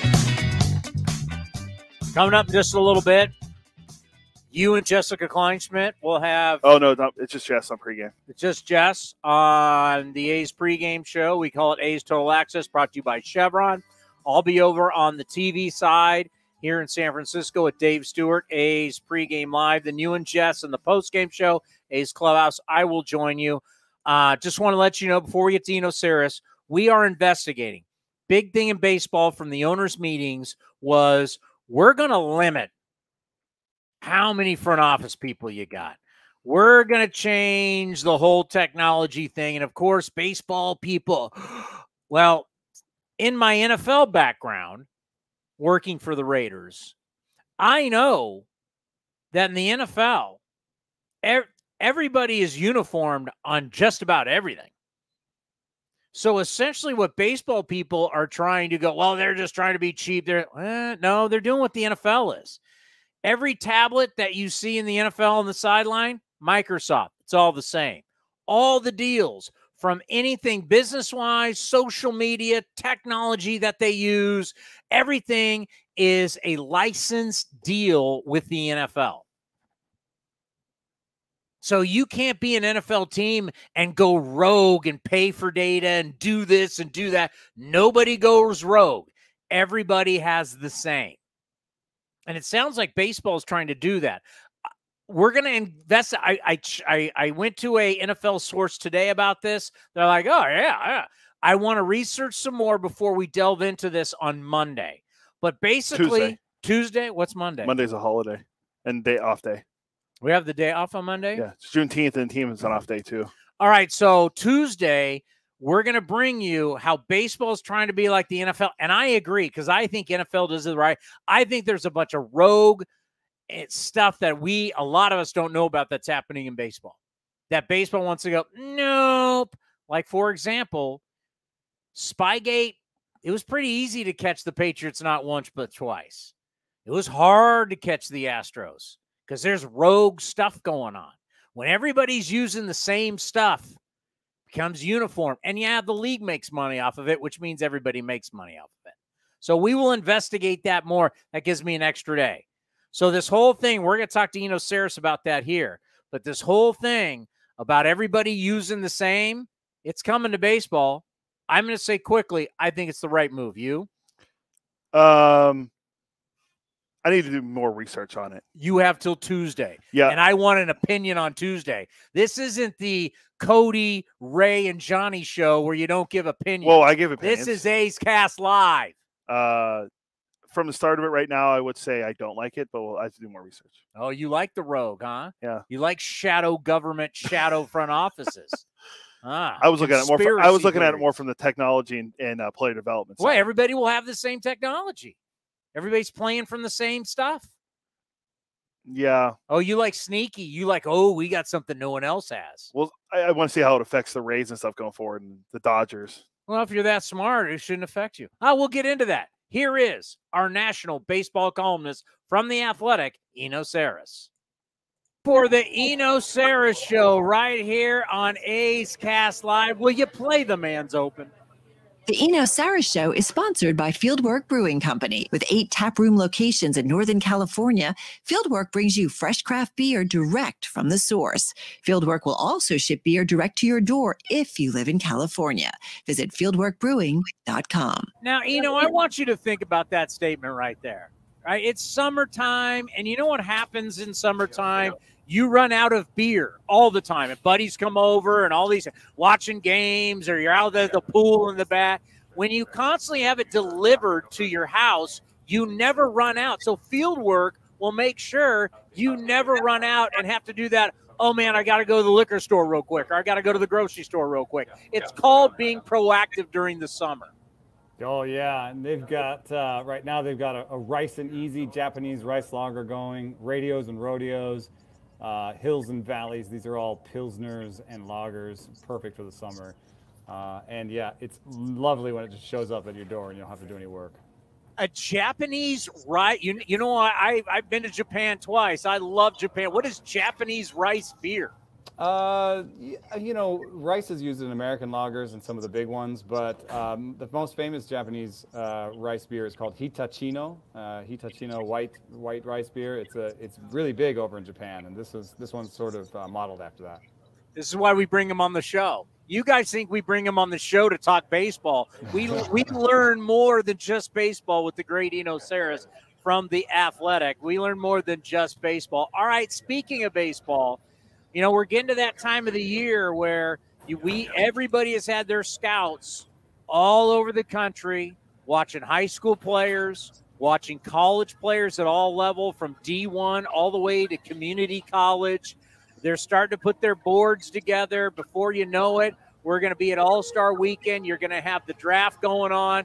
We got the College World Series starting today. We've got the Combine coming up in Arizona. And the one thing that scouts and teams want to see is they want to see how hard do you hit the baseball. Yeah, and you know, even at the major league level, I just wrote a piece for The Athletic about how if you're hitting the ball right now but not in the air, so barrels are a really great stat. They talk about how hard you hit the ball and in the air, and they're very predictive for power. But in fact, if you're hitting the ball hard and not in the air, you can have a better second half. It can predict the second half better. So, in fact, just hitting the ball hard is maybe the most important thing. In fact, the Rays were just in town, and they don't really care as much about barrels. They don't lead the league in barrels every year, but they do lead the league in hitting the ball hard. And what you see is sometimes those guys lift the ball. Yandy Diaz is starting to lift the ball more this year, Randy Arozarena. And so you hit the ball hard, and sometimes you lift it, it ends up being the best combination, I think. So, yeah, these kids are coming to the draft combine next week. And, there's a really interesting piece by J.J. Cooper that just came out, too, that, I've been watching these games. I've been at Stanford for the super regionals and stuff. And apparently, when you go to a game here and you've got a bat or, sticky stuff or any of this stuff that, anything that gets on the field in a major league for a major league team has been inspected. You know what I mean? It has to come from a bat manufacturer that's approved, Victus, all those, Maraschino, has to be an approved major league thing. So they've really tested everything that ends up on the field. Now they're testing your fingers to see how sticky they are. You know what I mean? They really test it. But they're going to be testing your underwear soon. You better watch out. Yeah, that's down there. And the sticky stuff. The situation in college was totally different, where we were at Sunken Diamond, and I don't see any NCAA officials walking around in the dugouts making sure that those bats are official bats. Or no way. Do we got juice bats again in college baseball? It's happened before, and it's happening again. J.J. Cooper just wrote that there's no time like now in terms of sneaking an altered bat into a college game. Oh my God. And so altered bats. And for what it's worth, the sticky stuff enforcement is not the same in the college either. So scouts are trying to figure out, if those guys with the high spin rates and the high exit velocities, if they got there through any illegitimate means, because you don't want to draft that guy and then he shows up in your organization and it's all from the sticky stuff or it's all from the weird bat. So that's why we have things like the Cape Cod League, where they have to play with wooden bats. That's a big adjustment for a lot of college kids. And I would argue it's part of why we have something like the draft combine that's coming up next week, because I think you can either inspect all the bats or you can give them bats, or you can make them hit with wooden bats. I don't know exactly what the deal is, but if it's run by baseball, it'll be a little bit more clamped down in terms of you're not going to get that rolled. They used to roll them. I don't even know what that means, but they used to roll the bat, and somehow that would make better outcomes. Well, rolling the bat in your world is a whole different than aluminum, but we won't go there. Something that never really gets brought up either is there was a time where you had a lot of amateur baseball players using performance-enhancing drugs. And guys were drafted really high, and they flamed out in the minor leagues. No one's really talked about it. Yeah, what's that testing like? What is testing like in NCAA? Do they have the same amount of rigorous testing in the NCAA? No, especially think about high school. There was high school kids that were on it. I mean, you would hear that, well, that kid was on it, and that kid. So it's like. I can't imagine any high school they're testing.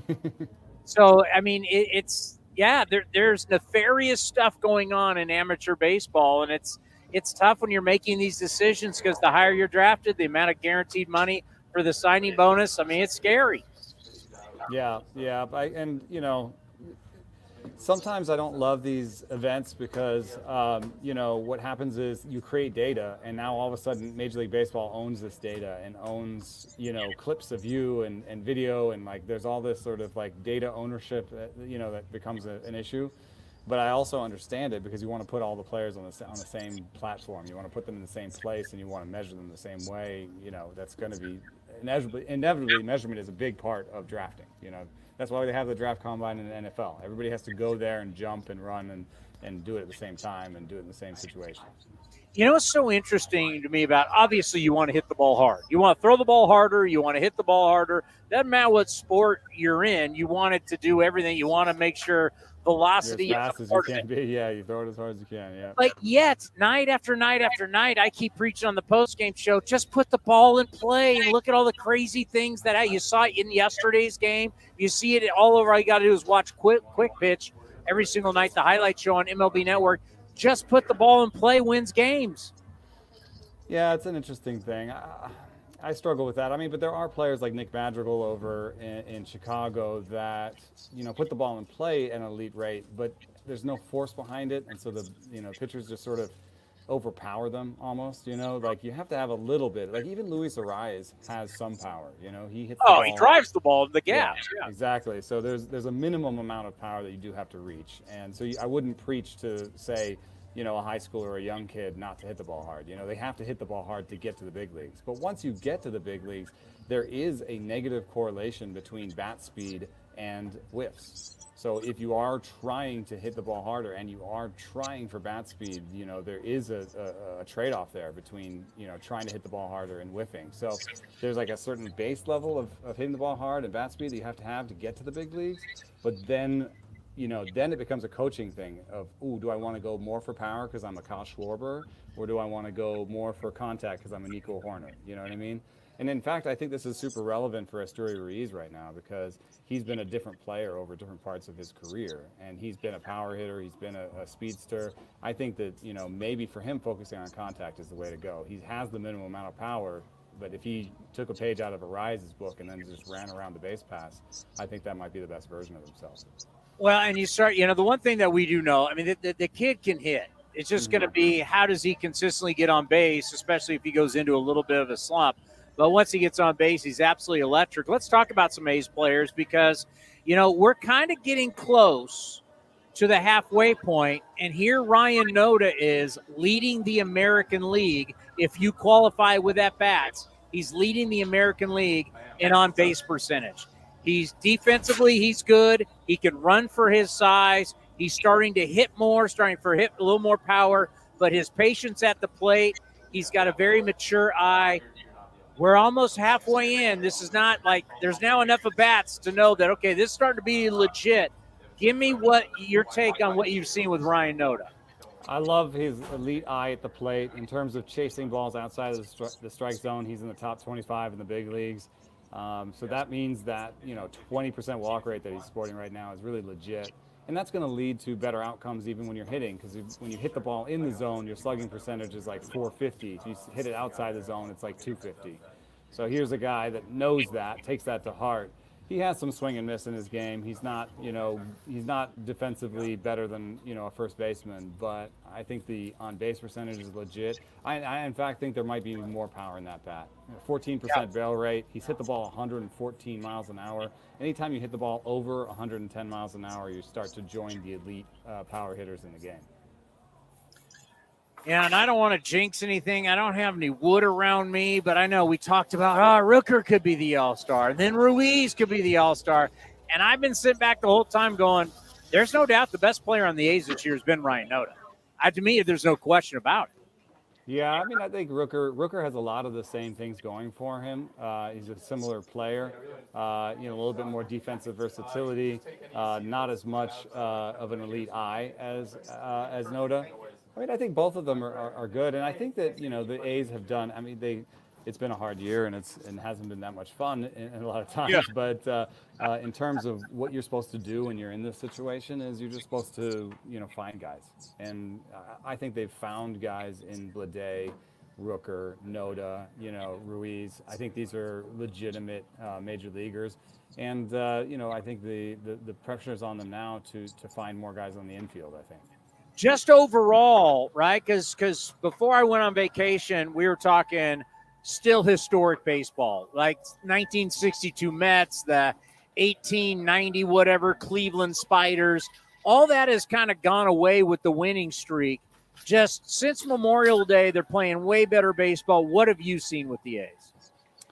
Yeah, I mean, I think this lineup is coming together, but, you know, the wins have been because the lineup, which has been, you know, producing all right, has been met by the pitching. And you get some of that's from Paul Blackburn getting healthy, and some of that's from sorting through some of the options in the bullpen. I think Trevor May, who saved the game on Tuesday, has been a big part of this too. He's a legit back-end guy. So they're starting to, like I said, find guys that fit the roles, and that's why they went on the winning streak. And the trading deadline, I know right now all executives from the presidents or VPs of baseball operations down to the assistant GMs, everybody's starting to talk right now. And one of the interesting teams is the team that's in town. Here comes Philly, 1-10 of 12, looking to get 2 games over 500. I mean, we saw this last year. they have the confidence, even though they got out to a bad start. Can't count the Phillies out. They're back. Yeah. I wonder,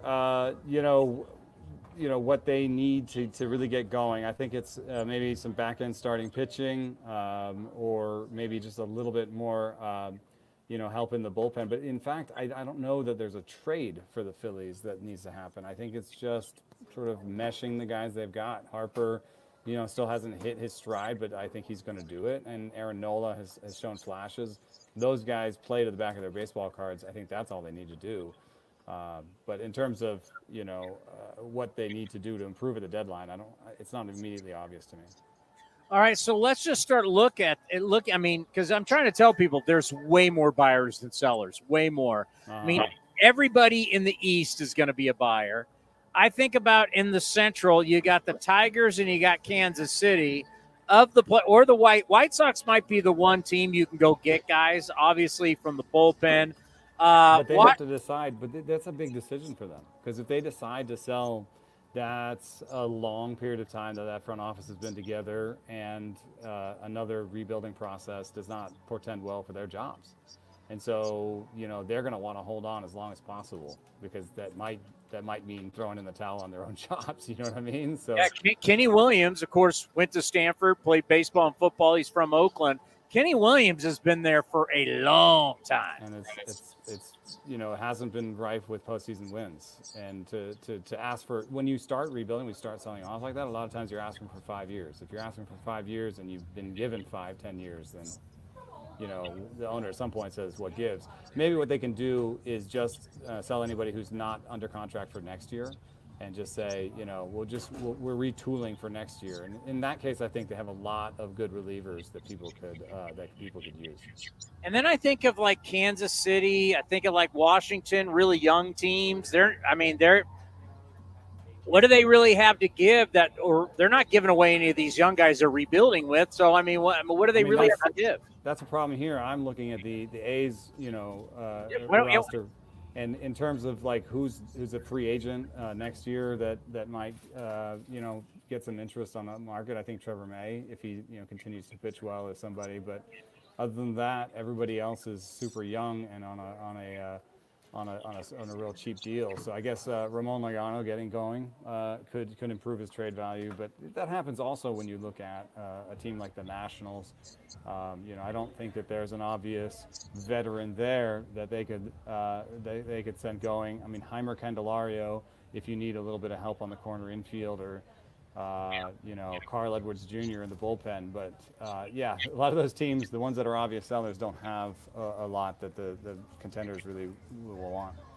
Flying back from Hawaii, I was watching the Mets and the Yankees on the plane. It was DeGrom against Cole. And I just looking at it, and I love to play. Verlander Cole, yeah. Verlander Cole. I love to press the panic button. I mean, if I'm the Mets, I'm looking at some of these teams now. The Phillies, high payroll team, they're back in this. At what point the Mets, the Padres, we've talked a lot about it, but now where we are almost at the halfway point, being under 500 with all the money you've spent, like at what point? And there's not a whole lot out there to trade for. When you pressing the panic button? I mean, I think the Mets could really benefit from some relievers, and so those will change hands at the deadlines, and they'll do that. And they're with the extra wild card, I think they're telling themselves we're still in it, we're still in it, we're still in it. So, I think that's the story that's happening. Also, I'm not sure. I'm not a big believer that changing managers in the middle of the season is really going to change that much for the course of your team and then you're not going to change the front office in the midseason. So a lot of these teams are just like, we'll just add some stuff to the bullpen and hope that our stars play better. I mean, what else can you do? Yeah, it's a tough situation. I was just thinking when you said Trevor May, like, We've been known to do business with the Mets. You think Trevor May was just pitching there? You think a Trevor May reunion is going to float people's boat in New York? Yeah, right. That won't move the Yankees off the back page. But the Yankees have some troubles of their own with the starting outfield of Billy McKinney and Willie Calhoun and I forget who the third one was. Yeah, who's the other guy that they've called up? Cody from the Yankees. He's actually played really well. McKinney. Who'd you guys say was McKinney? And it's not McKinney, not Waters, or what's his name? Well, McKinney's playing for them. I know McKinney, but there's another guy who they've called up who's playing really well. I don't have him in front of me. You're not thinking of the kid from Texas, Calhoun? No, not Cole. Willie Calhoun. Jake Bowers. Bowers. That's it. Yeah. So I was watching. I think all three of them have been waiver claims this year. Yeah, I mean they were and they were talking about on the national broadcast what they had to do to get these guys on the 40-man. I mean, obviously they had to play well to get them on the 40-man. But yeah, if you're the Yankees and you're now sitting here at like 39-30, you're starting. I mean, everybody, no longer. Rays were just in town. We saw it. They're the first team to 50 wins in 72 games. They're just the seventh team to do that. Yeah, you can't call it a hot start anymore. Yeah. I mean. If you're the 17 to do something in the wild card era, that means something. And now all of a sudden, it's like we're not talking about, they haven't played anybody yet. I mean, if you're these teams, if you are Boston, if you are Toronto, if you are New York, expanded playoffs are great, but you got to be worried, right? Yeah, I wonder if we'll get a surprise seller out of the AL East. Somebody like Boston selling something that you didn't expect, because not only do they have to get back in the wild card race, but they have to beat a lot of teams in their own division. And those are the best teams in baseball, pretty much. And so, you're going to have to win a lot of games against the Blue Jays, Yankees, Orioles, and Rays. It's not just winning a lot of games to get back into the competition. So wouldn't be surprised if the Red Sox, thought that by selling, they put themselves in a better position for next year. Do the Red Sox still have the highest average per ticket per game? Well, sometimes the stadium can float you when the team isn't. Well, that's what I'm wondering. Like, it's really hard when you're charging the prices that, and right now Boston's 34-35, but they're 14 and a half games back. Once again, the extra wild card, you still got a shot, but how crazy will that be? And I mean, Chaim Bloom, can he really be a seller? Could they really be a seller? It's just going to be a great AL wild card. I would say that right now we've got 7 teams that are legitimately in the mix for the 3 wild card spots in the AL. It's a little bit tighter in the NL, but 7 teams that are all, I would say, good teams that deserve to be in the postseason, and that's not counting even the Guardians. So. It's going to be a real tough hauling. I just would say at the very least don't be surprised if the Red Sox and Blue Jays and Mariners don't add anything big. One of the things we're going to talk about today on the show, I don't know if we're taping this, by the way, because Eno's a busy man. You can't pin him down live, right? You got to get into the Phillies clubhouse today, right? I got to go find Sam Fuld, former A. The great Sam Fuld, who we recently had on down at the winter meetings. What a great guy he is. We are going to talk about today, because I've made some contacts with my guys that worked in the NFL, to where in the NFL, everything's uniform. Everything you use, every tablet is the same, all the technology, everything is uniform. Baseball, that's not the case, but it sounds like baseball wants to start going more the way of the NFL. When we start talking about how many jobs do you have? What kind of technology do you use? Well, I want to talk about jobs for front office. What do you think about MLB trying to maybe rein some teams back in for what they're doing with technology in their front offices? Well, obviously, I'm biased towards data and technology. It's kind of my beat. So I find it a little upsetting. And, honestly, I think it's just part of a long-time effort by the league to tamp down spending. Every sort of new rule that has to do with roster and staffing has to do with tamping down spending. The draft is about tamping down spending. The international bonus slots, tamping down spending. This goes right into that. I read the story, and baseball seems to be saying that they just want to talk to the vendors that teams work with, like Kinetrax and these other ones. It's what the NFL does. And maybe have some sort of group discount sort of deal where it's like, this is how much you can spend, and these are approved vendors. And this is what the NFL tells everybody: don't use it until we do a deal with them. Then once you do a deal with them, basically they're trying to copy what the NFL does. It seems to work in the NFL. Does the NFL really limit how many people you can have in the front office? They eliminate all your technology and everything that you can use. Okay, but that's a little bit. So the part that I don't think is true or is going to happen is that they start telling teams what they can do in the front office. I'll check into possible. that, but you don't have teams that have endless amount. You don't have. It's pretty much everything's pretty uniform. But I will check on actual employment. I'll have that for the next show. I mean, I wouldn't be surprised. It is more regimented in the NFL, but also the NFL is a cap system, and it's a little bit different, So baseball is, there's some element of the free market in baseball, but that seems to be going away. Yeah, well, because I can tell you right now, you've got a lot of teams, I know this for a fact, that pay for data that, we don't want to think it's like the Yankees and they have their own front office group. A lot of teams are paying these companies outside for data. Yeah, no, there's even a company called like Zealous that'll basically replace your analytics department, just be your analytics department. So they'll just do, the data, but they'll also do the analysis of it and give you sort of pre-made analysis. Do you know how much teams are paying for that? Do you have any idea? Yeah, it's mid six figures. Now, to us laymen, wow, that's a lot of money. To a baseball team, to get all that kind of data, that's not a lot. If they give you one reliever, if you find one reliever on the cheap and you get that reliever for $1 million and he plays up to $6 million, then you've made that value. We give bad draft picks $6 million. Yeah. So it is what it is. Well, buddy, great stuff. It's good to be back. It's good to see you. And I know you're interested in the Phillies being in town because we don't get to see them a lot, but I got a feeling they're gonna be around when this is all said and done. So this is gonna be a fun weekend. Yeah, it'll be fun to see, how if they're coming together and how Harper hasn't gotten hot yet. So he hasn't had a home run in 18 games. Update us quickly. How did the season end with your son in baseball? They made it to the second game of, they do double elimination, so they beat the champions, but then they lost in the second game. But so they made it to the very end. They played as far as they could, and they did as great as they could, and I was really proud of them. But they lost their last game to the champions. What happened to spider tack? What did you have them doing? What were they doing? Rolling their bats, sticking their fingers in the spider tack, anything we could to win. No, we didn't do any of that. Corking their metal bats? What did we do? None of that. The one thing, the innovation that I did bring, I tried to throw them as much short box as possible. That's when what short box is when the pitching coach, comes up close to you and throws batting practice from 20 feet or 30 feet.